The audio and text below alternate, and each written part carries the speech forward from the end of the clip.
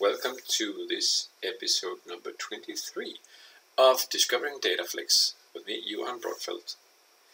Today we're going to continue the conference app that we started in the last video, so if you haven't been watching that video, then I suggest you go and watch that before this one. In this video we are going to do some more in-depth coding and look at what different things you might run into when you have created your first app with the wizards, and some tips and tricks on the mobile framework, how to navigate and stuff like that. So let's dive into it.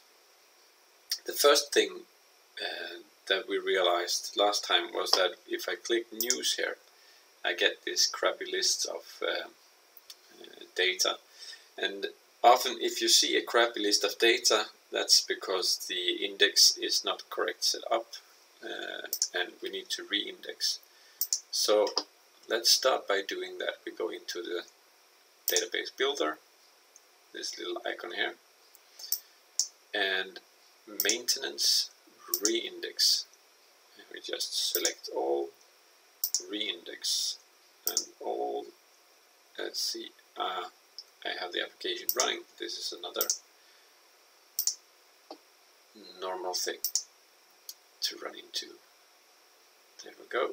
And maintenance, re-index, select all, re-index. Now we can select all. So now we have all the tables selected, and we run re-index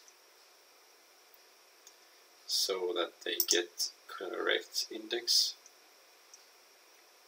Because I guess the database was copied from a computer with another preset language.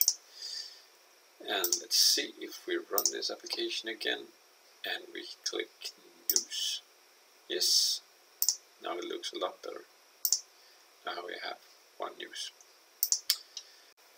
Now we're going to look at the navigation. If you click speakers and house, and then you click on an event. First of all, we get navigation forward to this from main zoom view not yet defined. And this is a default message. So if you haven't defined a view to forward to in the wizard, you can do that here. So what we want to do is when we get here and click on this one, we want to get to the talk zoom view. So talk zoom, and by pressing Ctrl Enter I get the suggestion, or it will complete. Talk zoom. That's a neat feature. Let's save this and run again. So now it says speakers, clouds, and I click the event, and now I get the event. Now there might be an event with two speakers, and I might want to go and look at the other speakers. So if I click here, I get an error saying View Stack Navigator cannot navigate to speaker zoom. So we debug this one. And we end up here and see web view. If you can see here, you're into the core of the DataFlex framework. And we do not want to be there, so we go back in the navigation stack out here. This is still not our code. Here is our code. So what it says here is register object speaker zoom, and the error we got was that the speaker zoom is already in the navigation. So what we want to do here is actually send navigate cancel to. You can also close if you just want to close some views. But now we want to cancel to, because if you close, then you're done. But if you cancel, you can continue forward. and we want to cancel to select now speaker select,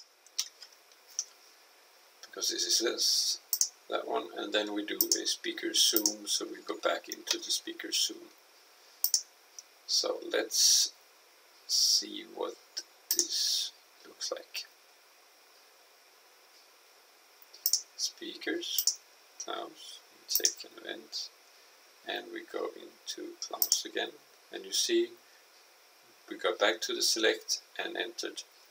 So now we can go in here and we can go to Nick, and now we get Nick and his events, and we can click on that and we can go back to Klaus.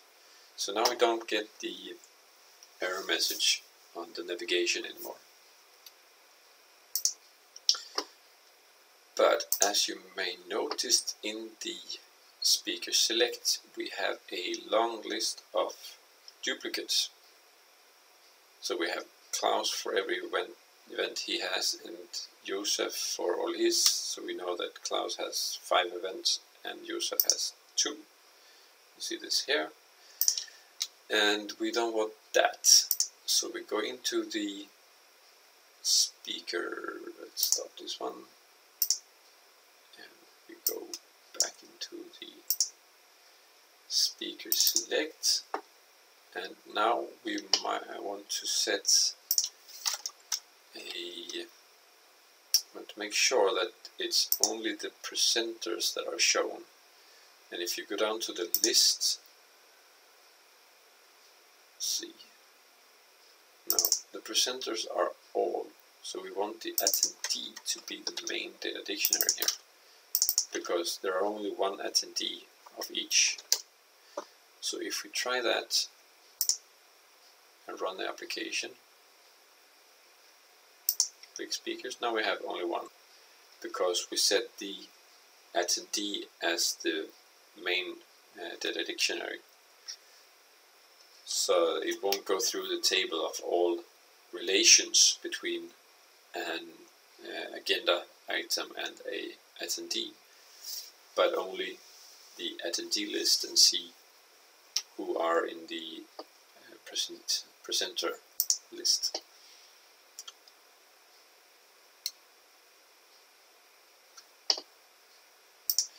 Now we are going to look at the edit view. So if I go into an event and I would like to add a speaker to this event, it might be that I click here and edit, and I want to be able to add a new speaker.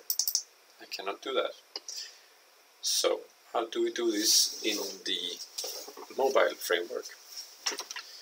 Well, we're going to start out by creating a button here somewhere, and then we're going to have a select pick view in order to be able to select a person. And then when that person is added, we also want to make sure that they are assigned to be a speaker and saved in the add list. So we're going to write some code for that. But first thing first, let's start with creating a button.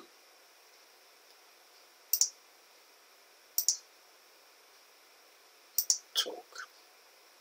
Here we can press F7. Let's stop this one. F7, and we have this view here. So we want to add a button above this grid list. So we go to the class palette, and now this is a C web button. There we go. And something should happen when we click this one. We should actually open the speaker pick, and let's do that speaker pick now.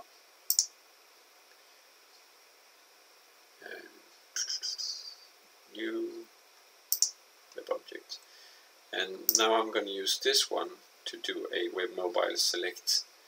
It's not a select view, it's a select option. So O speaker pick. I choose to call it that because it's a neat name. Now I have this pick list, but it's not bound to anything. I need to do that as well. So I have a list here, and I want to do some binding, so I add a table, and it should be a list of attendees. To remove this simple column, and instead I want to have the first name, last name, perhaps company, right in there. In the talk zoom, in the on click, we want to register this speaker pick, and then we want to send, navigate forward of speaker pick self. This means that when we click on this button, we call it add speaker, and we can say that the column span, column index should be 0, column span could be 5 or something. See how that looks. Yeah, 4. Yeah. So we navigate forward, and let's run this and see what happens. Now we go to agenda, this talk, and we want to add a speaker, so we pick add speaker, and we get in here, we can pick a speaker and we get back, but nothing has happened. And that's because this one is not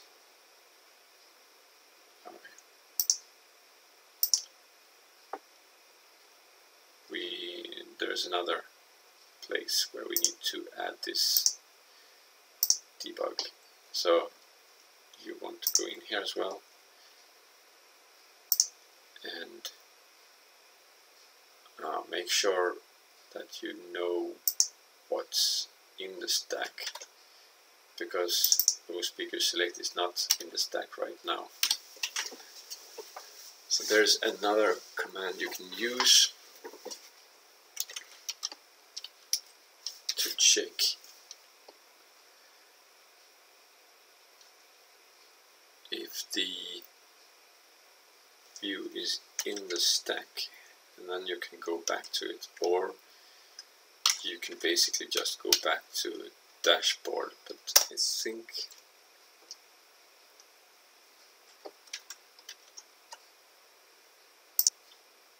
that we can look here.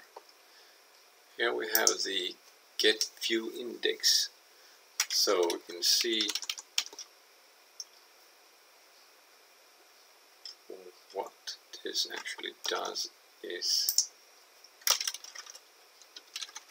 check if the view is in the stack, then we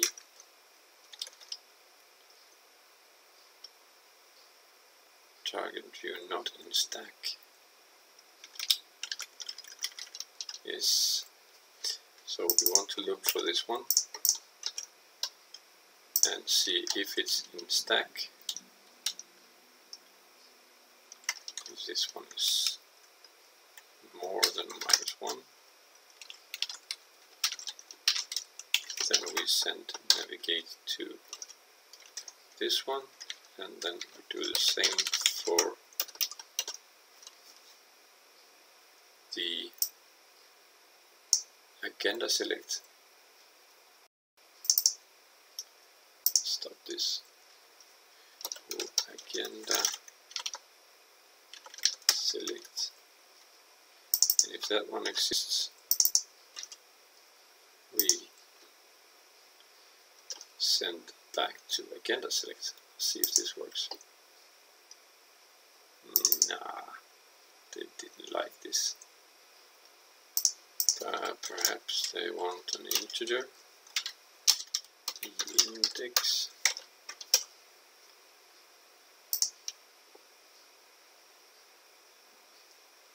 That solved two problems, but this is still an undefined symbol. This is not undefined, but this is undefined.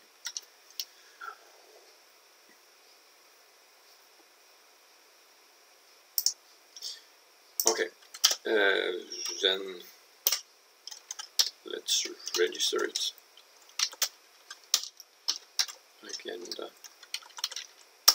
Agenda select, save, and run this. Then we go to agenda, days, news. We click here, we go back, and round we go.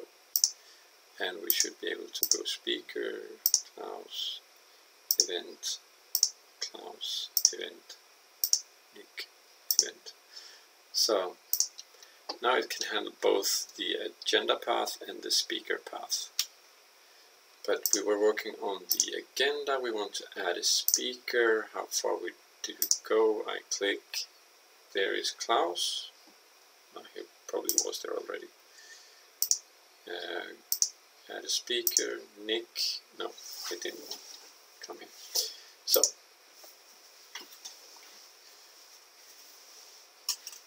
when we click the add button,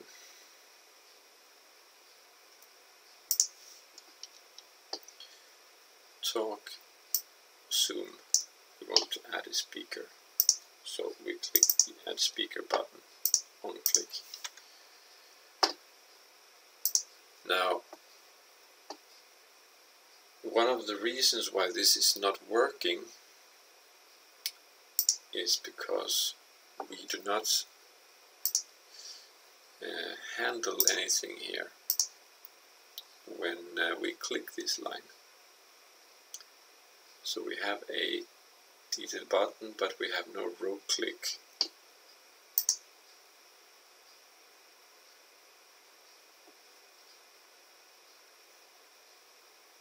Yeah, we have the on row click, but we don't do anything here.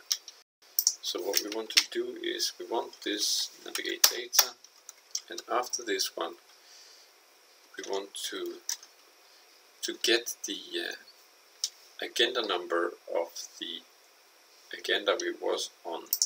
So in order to do that, we need to have another procedure here. Procedure on get navigate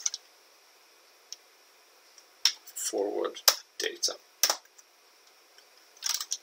and we want to move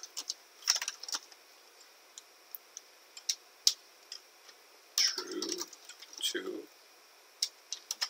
navigate data dot be saved before navigate. So if we made any changes and we leave the view, we make sure that the data is saved, and then we want to do get named value add and navigate data. And navigate data is a struct containing an array of and some items for the navigation, so the system keeps track of some data, and we can use an array called named values, and we want to call this agenda number. When this is stored in this array, it will be all uppercase, so it doesn't really matter what casing I write in, but write this for readability. Agenda dot agenda number. That's because that's the way it looks there. And we add that to navigate data dot named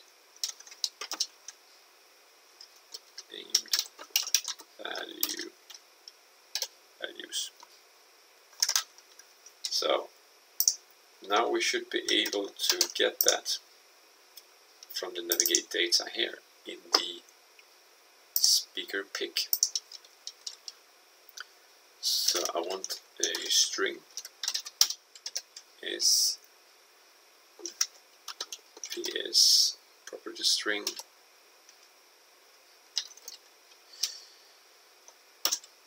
agenda number, and then get named value, get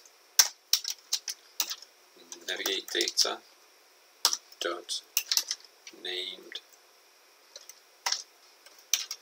values,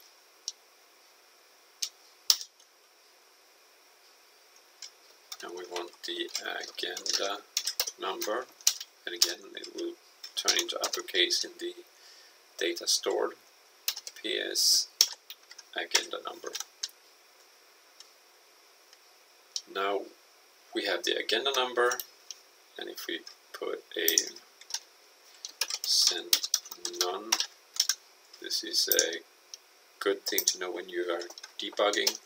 If you just want to have a place where you can put a breakpoint, you can just write send none, and you can set a breakpoint. So let's see what happened now.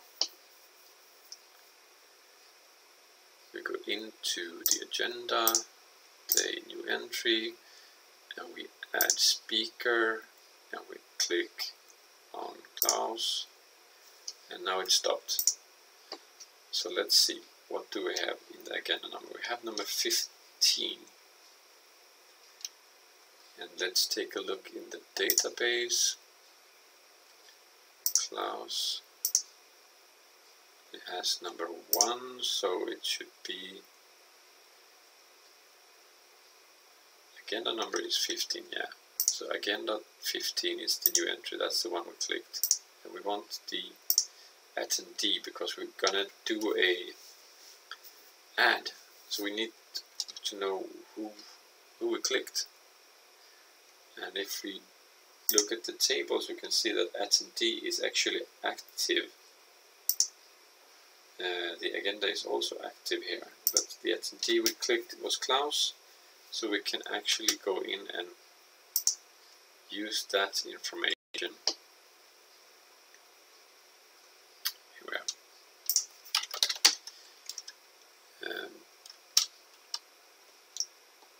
As the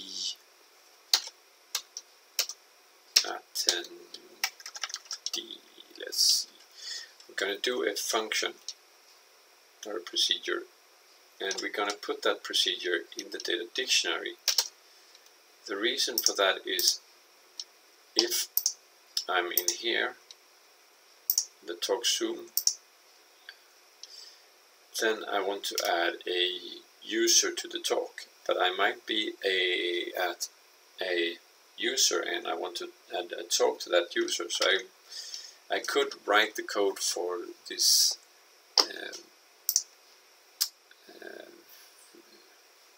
for adding a speaker right here, but I want to do it in a data dictionary so we can use it from different parts. So I want to go into the data dictionaries, presenters, and here I press F7, and now I can start to write procedures here. So I'm going to start to write the procedure add speaker, and it takes an integer, the agenda number, and another integer which is the speaker number. Now I want to move the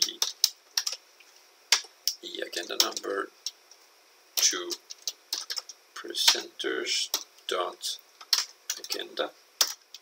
This is the database table of presenters. And then I want to move the speaker number to presenters dot presenter. So now I have the agenda and the speaker, and then I want to basically save record presenters. So now I have that relation saved, but I also know that in the attendee I have a speaker switch, so I need to set this one to 1 if it's a speaker, and that's why I want to reread the attendee, and that means that I lock the table, and then I want to move 1 to attendee dot speaker, and then I want to save record attendee. So now the selected attendee is actually saved with a speaker. And then this is done, and when we get back to the, now we should actually call this function as well, so let's do that. And we do that by writing send add speaker of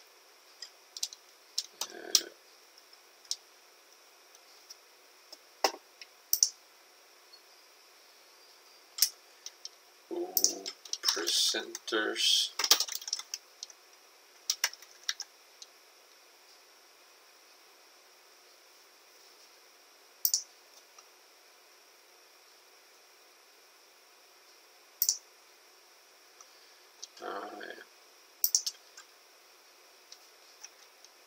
I do not have the presenter data dictionary here.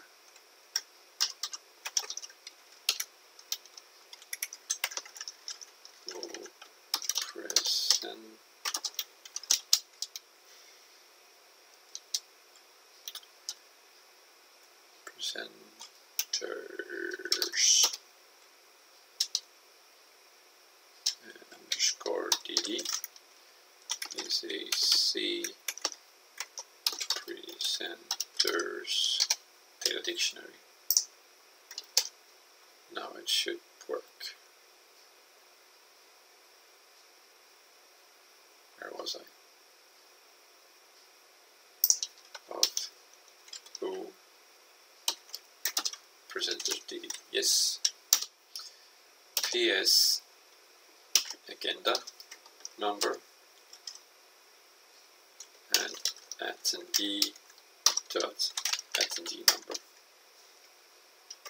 So now these will call this function that will store this in the database, and then we will return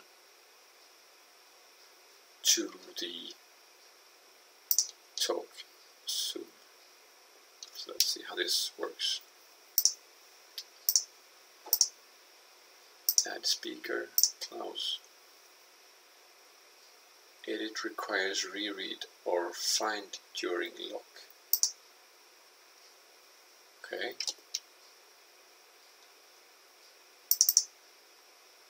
So we want to reread the presenters table, but we want to create a new one.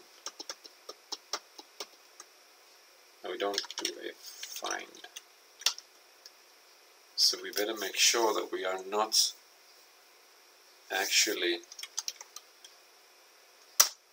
inside a post, so we do a clear presenters, and then we run this again, see what happens.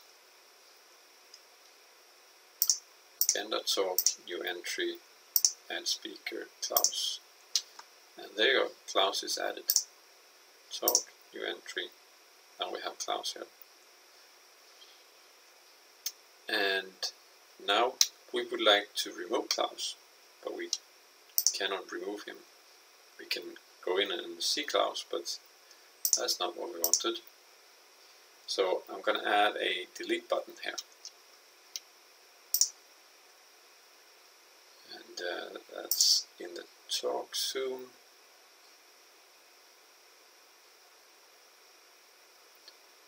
Detail, grid, on the row click, but we want to add a button right here. So let's stop this, get to the class palette, and we have a column button. Let's see, yes. Now we just call this delete X. Let's see what happens. This should be delete there. And we might want to remove the title perhaps. So we get some more space down here. With 100. Yeah. Now we want something to happen when we click on this button. One click. And we want to remove the speaker. And we do that by writing a new function in our data dictionary called remove speaker. Procedure remove speaker.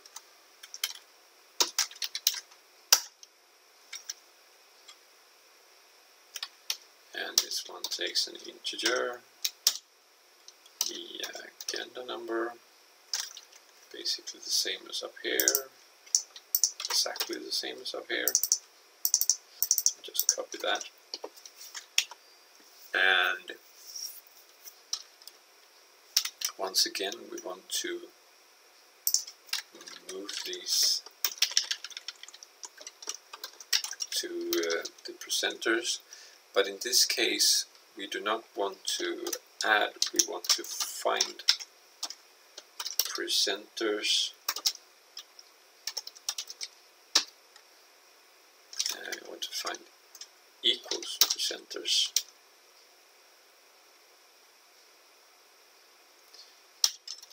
By index 1. And we look at the table and we look at the presenters and we see that the index 1 is presenter, index 2 is agenda. So we might want to add a new index where we have the presenter and the agenda uniquely specified. So then in the code we actually want to go by index 3. And now we basically delete presenters. And this command might look a bit dangerous that you are deleting the table, but you're actually only deleting the record that you just found. And this is not everything we need to do, because if the speaker does not have any talks left, then we should not have this 1 in a empty speaker. So we want to set it to 0. And in order to do that, we do clear on presenters, remove speaker number to presenters dot presenter, and then we find greater or equal presenters by index 1. If we go back here, we can see that index 1 is the presenter, and if speaker number is not the same as the presenter we found,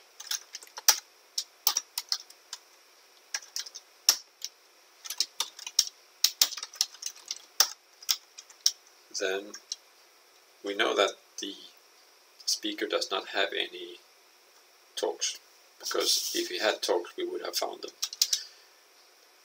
So that's clear the attendee and move speaker number to attendee dot attendee number, and then find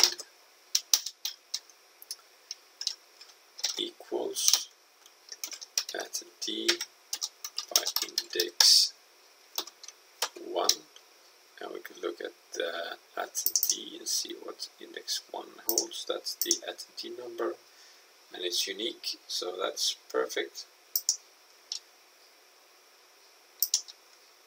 Save this one, and when we have found that, we do a reread to make sure that the attendee table is locked. We move 0 to attendee dot speaker, and we save the record attendee. So now that's done, we have a function that can remove a speaker from the agenda or from a talk. So we go back to the speaker soon, and in the speaker soon we do a send remove speaker of presenter dd agenda dot agenda number and attendee dot attendee number, because we have them both here. We will know which one we clicked, and we know where we are standing. So this should be fine. Now let's run this.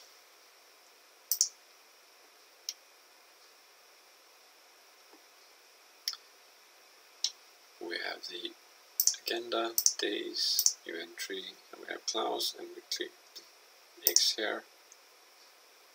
Nothing happens, but if we go back and then go in again, you can see that Klaus is removed.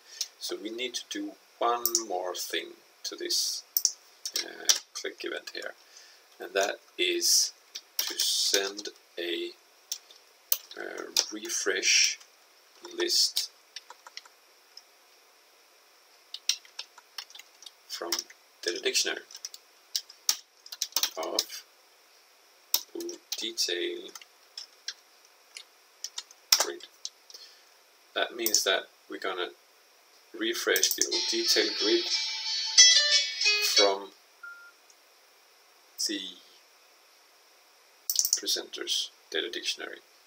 And since we removed the user here, the speaker, then it should only have the speakers left. So let's see if this works.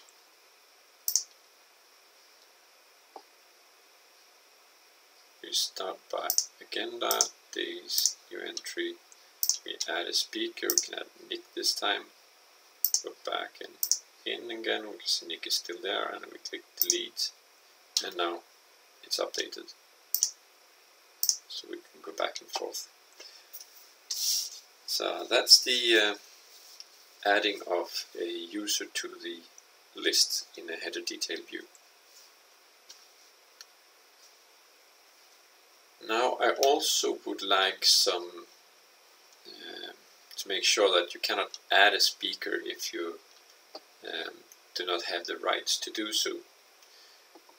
So I want to add a login and make sure that the add speaker button is not visible if you just look at the application.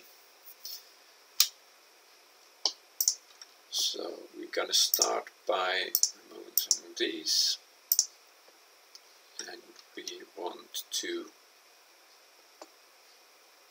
stop this as well. And now we want to go and log in. So we add a login right besides the logout. Logout, there's a logout button here. Just for quick reference, let's do a sign in. Naming conflict, now it's solved. And these are stored in a language file, so I'm just gonna write here for now. Login, and we want to send request, send navigate to navigate begin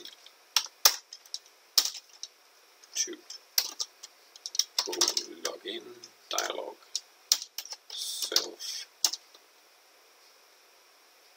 false. So basically what happened now is that if I run this application, I get a login button in the menu, which takes me here, and now I'm logged in, and I can log out. But I don't see any difference. So I go in here and I have the add speaker button still. So I want to check when I load this view, and that's when I navigate forward into this view. On navigate forward, I would like to check if I have the rights to see this boolean called be logged in, and then web set pb render, and you have some different variation of this. Right now I'm using pb render because I want to remove the button entirely. But if you press F1 while having the mouse, the cursor on top of this, I get the help on PB render, and you also have PB enabled and PB visible, so you can make sure that it's visible or invisible, or you can enable and disable the same way. But I'm going to use render here because I want to remove the entire button if you're not logged in. Of web button 1, which is our button. You can see it in the code navigation. Button 1. If I click here, you get to the same place. PB render button 1. Yes. And we want to set that to false, because as default we don't want this to be shown. Now we want to check if the user is logged in. So we do get is logged in of the object called GHO web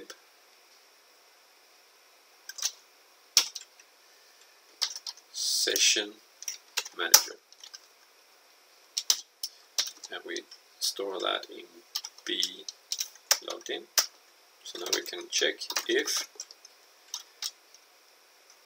B logged in, then we do the same web set of web button 1, but we set it to true. So if I run this application now, and I go to agenda, day, new, I do not have the add button. I should do this for the delete button as well, but I don't have the add button. But if I log in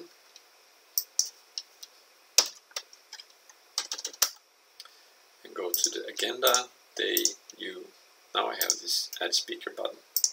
So now I can click there. So you can use this get is logged in of GHO web session manager to check if you're logged in, and then you can use the render property on the objects to define if they are going to be visible or invisible, or disabled, enabled, whatever you want. Or, as I did, just render or not render.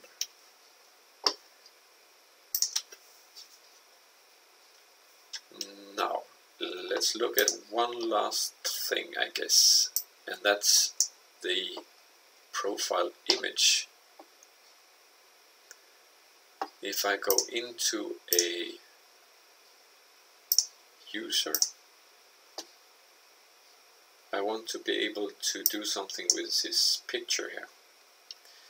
And this is kind of tricky, so what I did was that I went into the order entry sample and checked the code for the salesperson, because they have images there, and I basically copied most of it and rewrote it to fit my needs. So if I stop this again, I have the speaker, the attendee soon. This is where we have the picture. So basically we want to remove this and replace this with some other code.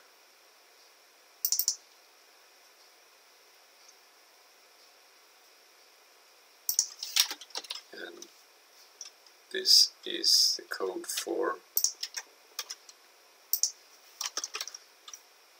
a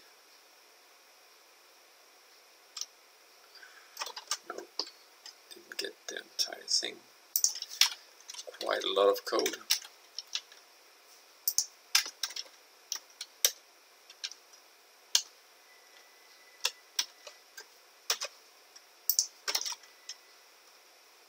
Basically, this is the upload button. This is a web file upload button. So now we have a upload button called upload picture, and it has a function called onFileUpload that is called when the file has been uploaded.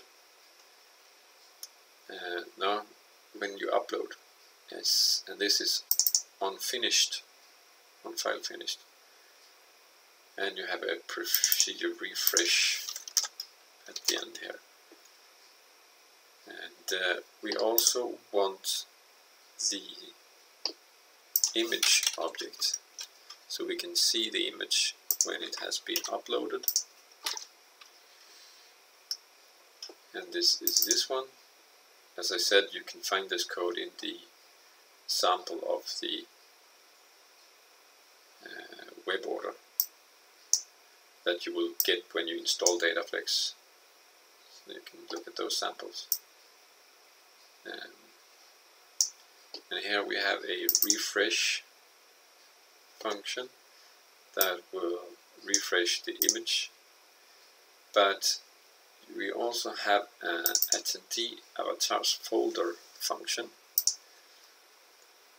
and a attendee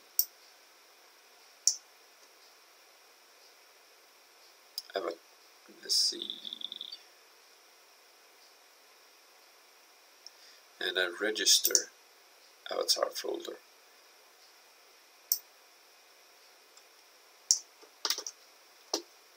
So we place them in the bottom here,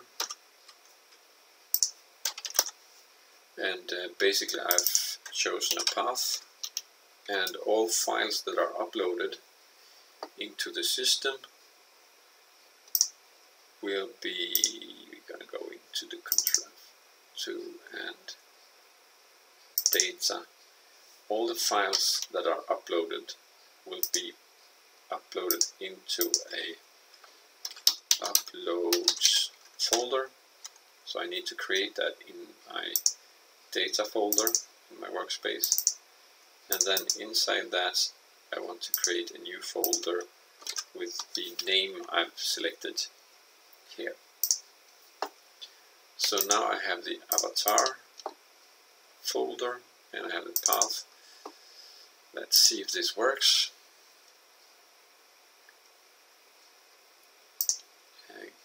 Agenda. Yeah, we go to speaker. No. Attendees. Here. And we want to edit. So upload picture. Take a picture of me. And there it is. And if I go back and the image is there. Now it would be nice to also have these images in the list views. So basically I did the same. I went into the attendee select and stop this. Attendee select into the list, and I need a image here, and that's a web column index image. There we go. This is the CSS class of round, so it looks more nice in the list, and we are also using the same attendee avatar folder from the attendee zoom view. So we are calling the function in this view that we already created. So here you have two examples of functions. One is called are registered in the view, and you can call that view to get that function, and the other one is put in the data dictionary, and this is the presenter's data dictionary as I did, F7, and then you can create procedures in there. So we get the path, and with the path we can add the image, and if we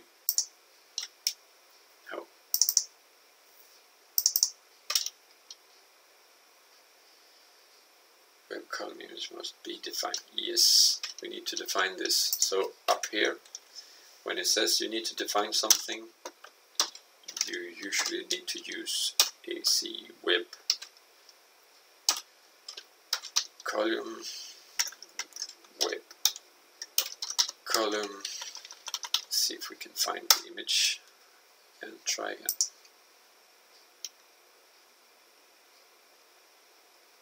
And now I go to attendees, and now I have a list of the images.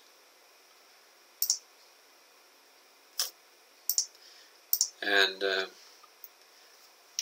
I'm not going to go through and make all the modifications of the application in this video. I'm happy with just showing you the different things you can look at and use, and then you can go about using those things to update your own applications.